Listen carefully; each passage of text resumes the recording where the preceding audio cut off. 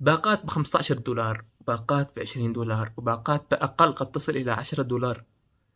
وكالة التسويق في اليمن إلى أين؟ بسبب مشكلة المنتج الرقمي هذا الذي أصبح ظاهر بالسوق اليمني بشكل جدا كبير، إنك تبيع باقة إعلانية أبو $10 $15 وتعطيه أرقام وصول معينة يغتر فيها العميل، أثرت على السوق الرقمي وخاصة وعي الجمهور الذي يستفيد من الخدمات الإعلانية بشكل جدا كبير. وكثير من الأشخاص الذي بنى نظرة خاطئة بسبب هذه الباقات وبسبب تجربته لها.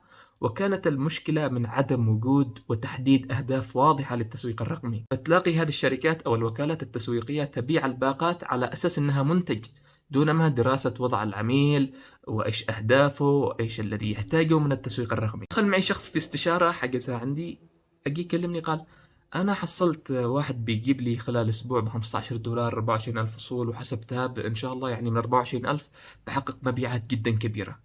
فتلاقي أصبح المنظور خاطئ، وأصبحت معرفة الأهداف التسويقية والإعلانية خاطئة. فنصيحة لوكالات التسويق في السوق اليمني: أنتم بهذه الطريقة بتبنوا صورة سيئة عن التسويق الرقمي في السوق اليمني لدى العملاء الذي يستفيدوا من خدماتكم، لأنه بيجرب وما بيحققش الأهداف الذي في باله، وبهذا بنى صورة ذهنية مرة سيئة عن الموضوع، وقال إنه التسويق الإلكتروني هذا مجرد كلام فاضي. تقدر تشتغل وتحقيق أهداف حتى وإن كانت بيعية ليس بالأمر الصعب. يعني إذا اشتغلت بطريقة احترافية وفهمت التسويق الإلكتروني بشكل صحيح، الموضوع بيمشي معك زي الحلاوة. فما داعي لهذه الباقات التي لا مصدر لها من الصحة، بل تأثر على السوق اليمني بشكل جدا سيء، وبتخلي النظرة تجاه التسويق الإلكتروني أنه مجرد أداة عبثية لا فائدة منها أبدا. حبيت أقدم هذا النصيحة صراحة لوكالات التسويق بشكل خاص، وإن شاء الله أني تكون رسالتي وصلت لهم بشكل واضح.